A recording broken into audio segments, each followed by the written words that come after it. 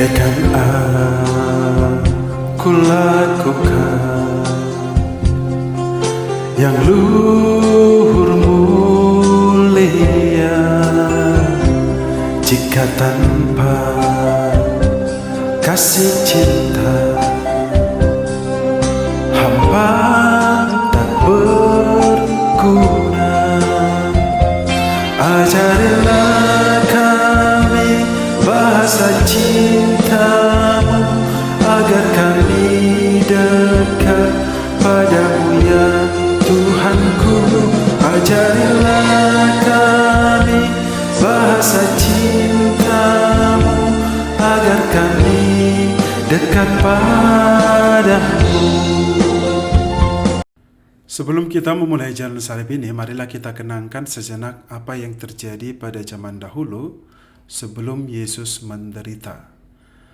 Pada malam sebelum Yesus menderita, dia membuat perpisahan dengan para muridnya. Pada malam perpisahan itu, Yesus memberikan cinta seutuhnya kepada para murid. Yang paling utama pada waktu itu adalah Yesus membasuh kaki para muridnya. Dan yang kedua, Yesus membuat satu kenangan terindah yang bisa kita juga nikmati saat ini, di mana Yesus menginstitusikan Ekaristi sebagai lambang kasih-Nya, dan Ekaristi ini jugalah yang menjadi jantung kehidupan iman Kristiani kita, di mana Yesus memberikan Ekaristi kepada para murid dan kepada kita saat ini.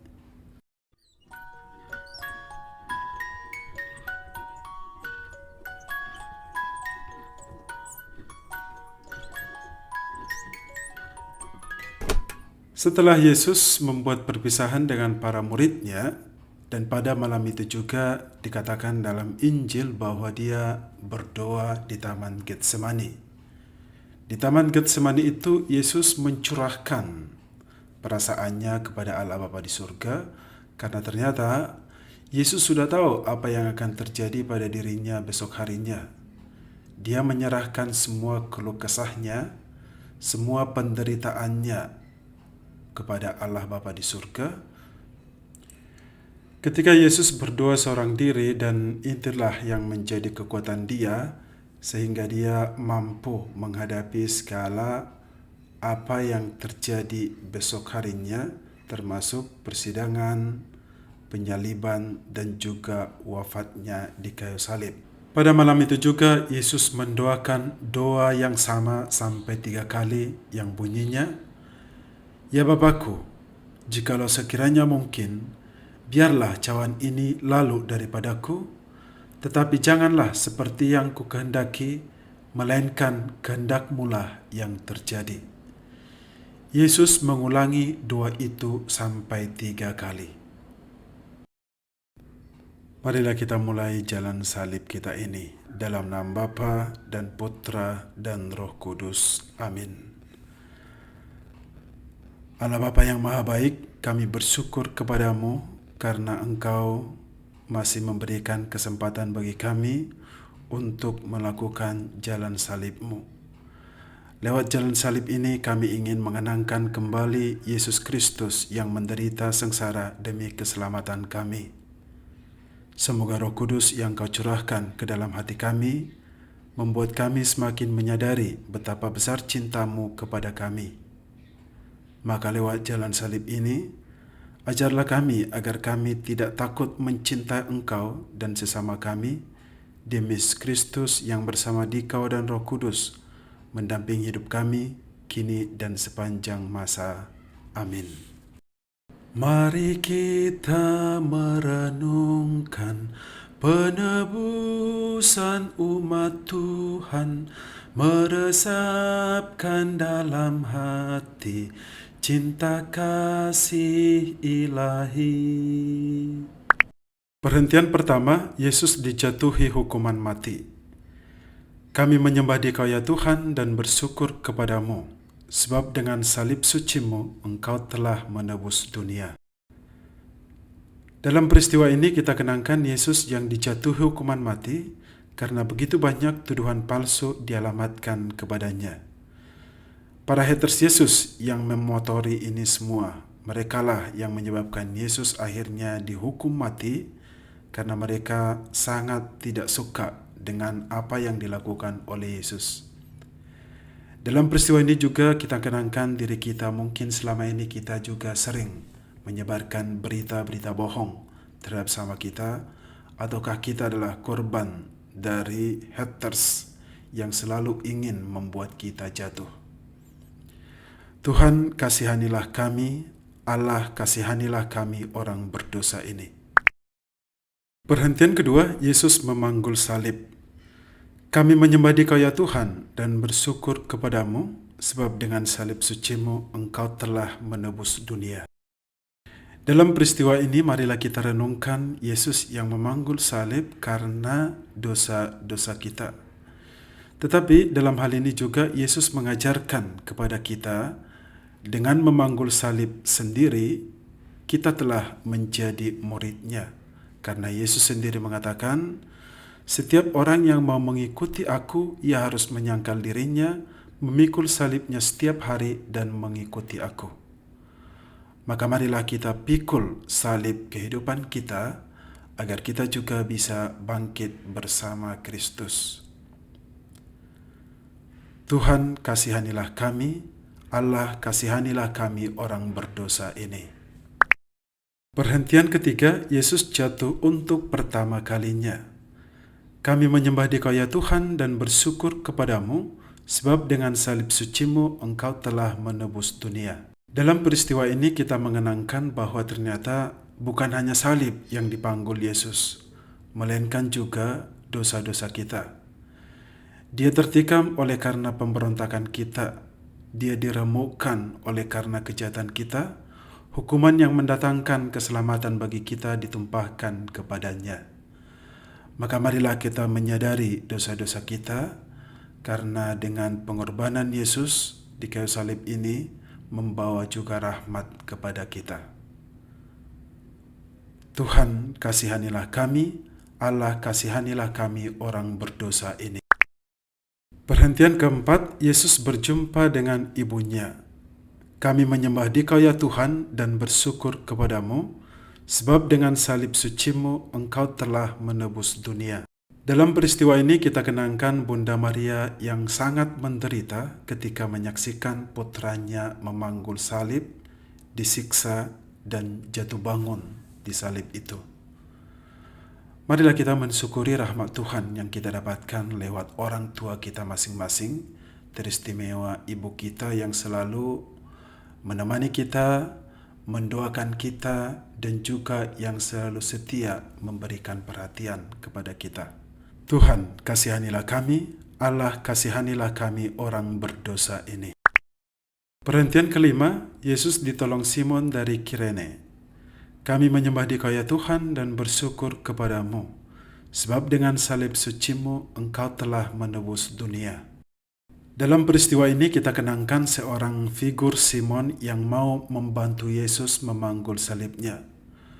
Walaupun mungkin dalam keterpaksaan Simon harus memanggul salib Yesus itu, tetapi dari Simon ini kita bisa mempelajari satu hal, bahwa kita juga harus bisa saling tolong-menolong membantu sesama kita.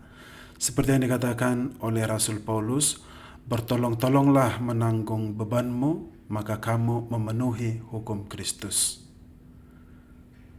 Tuhan, kasihanilah kami, Allah, kasihanilah kami orang berdosa ini. Perhentian keenam, Veronika mengusap wajah Yesus.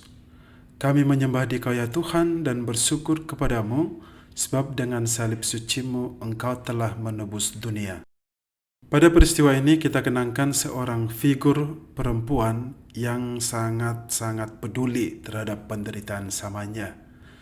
Veronika mengusap wajah Yesus karena dia ingin memberikan perhatian, walaupun sederhana yang dia lakukan itu, tetapi itu sangat membantu Yesus. Dan dengan demikian, teladan Veronika ini membuat kita juga untuk berani menanggung beban sesama kita yang menderita. Teladan Veronika menyadari kita agar kita juga peduli terhadap sesama kita walaupun kita mengalami kesulitan dalam hidup. Tuhan, kasihanilah kami, Allah kasihanilah kami orang berdosa ini. Peristiwa ketujuh, Yesus jatuh untuk kedua kalinya. Kami menyembah Dikau ya Tuhan dan bersyukur kepadamu, sebab dengan salib suci-Mu Engkau telah menebus dunia. Pada peristiwa ini kita kenangkan Yesus yang jatuh untuk kedua kalinya.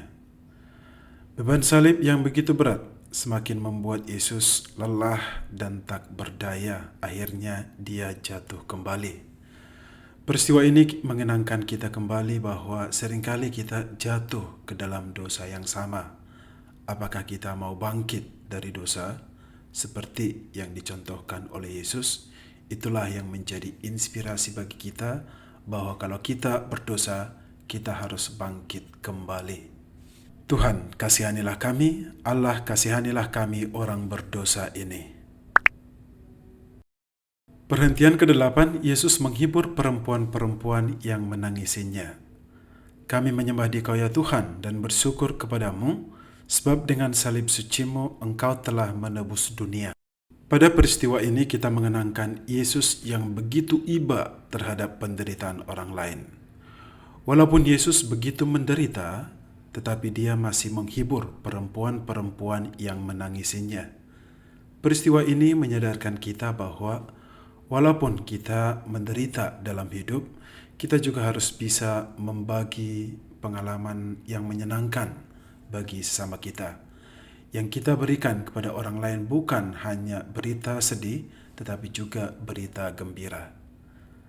Tuhan, kasihanilah kami, Allah kasihanilah kami orang berdosa ini. Peristiwa ke-9, Yesus jatuh untuk ketiga kalinya. Kami menyembah Dikau ya Tuhan dan bersyukur kepadamu, sebab dengan salib suci-Mu Engkau telah menebus dunia. Pada peristiwa ini kita kenangkan kembali Yesus yang jatuh untuk ketiga kalinya. Beban salib semakin berat dan juga perjalanan Yesus masih panjang. Untuk ketiga kalinya Yesus jatuh kembali, tetapi dia masih bangkit terus memikul salib itu. Peristiwa ini mau menyadarkan kita bahwa ternyata walaupun kita masih terpuruk dalam dosa, kita harus selalu bangkit dari dosa itu supaya dosa-dosa itu tidak semakin menghimpit kita. Tuhan, kasihanilah kami, Allah kasihanilah kami orang berdosa ini. Peristiwa yang ke-10, pakaian Yesus ditanggalkan. Kami menyembah Dikau ya Tuhan dan bersyukur kepadamu, sebab dengan salib suci-Mu Engkau telah menebus dunia. Pada peristiwa ini kita kenangkan Yesus yang dihina mati-matian. Dia dihina, ditelanjangi, dipermalukan di depan umum. Tetapi Yesus tidak pernah menyerah sampai di situ.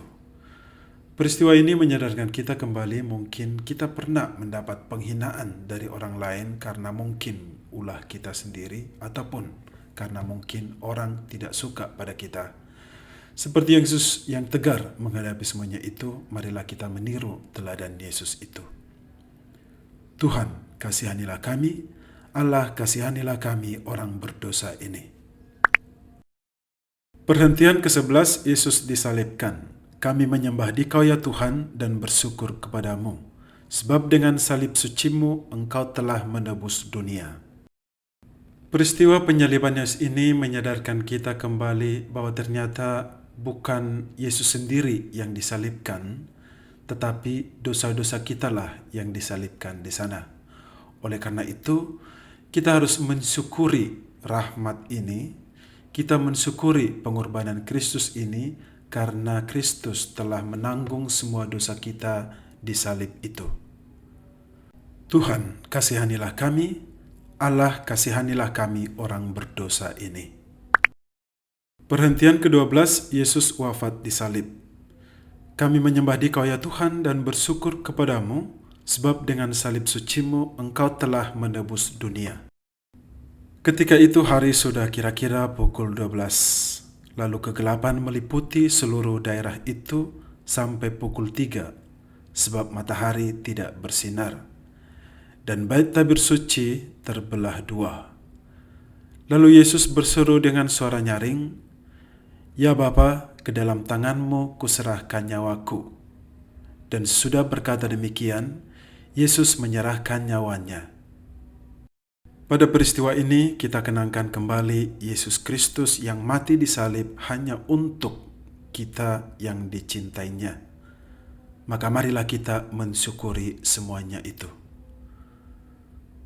Tuhan Yesus Kristus, melalui wafat-Mu di salib, Engkau telah menyelamatkan kami. Semoga kami telah mengenal misteri salib dan mengamalkannya di dunia ini kelak, boleh menikmati buah-buah penebusan di dalam kerajaan surga bersama Engkau, Tuhan kami, kini dan selamanya. Tuhan, kasihanilah kami. Allah, kasihanilah kami orang berdosa ini. Perhentian ke-13, Yesus diturunkan dari salib. Kami menyembah Dikau ya Tuhan dan bersyukur kepadamu, sebab dengan salib suci-Mu Engkau telah menebus dunia. Pada peristiwa ini kita kenangkan figur Yusuf dari Arimatea yang sangat peduli terhadap Yesus. Dia begitu mencintai Yesus dan sebagai penghormatan terakhirnya, dia memberikan apa yang dia miliki sebagai tempat jenazah Yesus bersemayam, yaitu sebuah kubur yang dia miliki. Dan teladan Yusuf dari Arimatea ini menjadi inspirasi bagi kita untuk selalu peduli kepada sama kita. Sedikit apapun yang kita miliki, kita juga harus mau berbagi terhadap penderitaan orang lain. Tuhan, kasihanilah kami. Allah, kasihanilah kami orang berdosa ini. Perhentian ke-14, Yesus dimakamkan. Kami menyembah Dikau ya Tuhan dan bersyukur kepadamu, sebab dengan salib suci-Mu Engkau telah menebus dunia. Dalam peristiwa ini kita kenangkan para murid dan juga Bunda Maria yang sangat berduka karena Yesus sudah wafat dan dia harus dimakamkan. Tetapi dalam penderitaan dan duka itu juga mereka masih mempunyai harapan bahwa Kristus akan bangkit kembali. Ini menjadi inspirasi bagi kita bahwa dalam setiap penderitaan yang kita alami, kita pasti akan mendapatkan kekuatan baru dari Tuhan kalau kita sudah menyerahkan semuanya itu kepada Dia. Tuhan, kasihanilah kami. Allah, kasihanilah kami orang berdosa ini.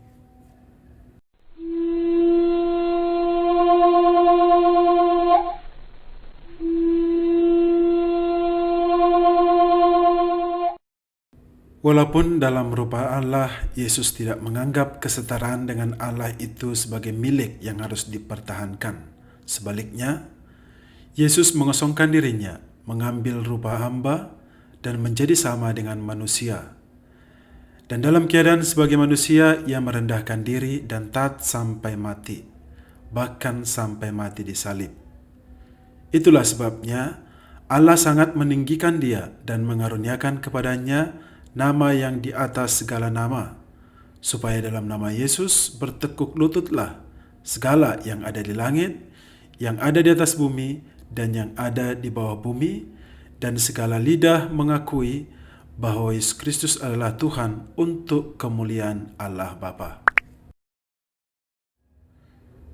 Terpujilah Kristus Tuhan, Raja mulia dan kekal. Tuhan sungguh sudah bangkit, baginya hormat dan kekuasaan selama-lamanya. Terpujilah Kristus Tuhan, Raja mulia dan kekal. Marilah berdoa. Ya Allah yang Maha Pengasih, kami bersyukur karena kami boleh mengenangkan Yesus yang sengsara dan wafat demi keselamatan kami. Limpahkanlah berkat-Mu atas kami yang mengharapkan kebangkitan bersama Dia.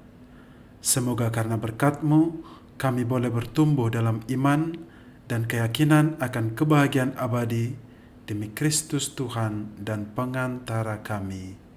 Amin.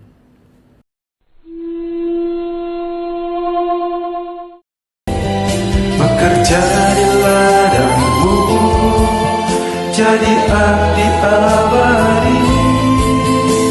Hari ini sampai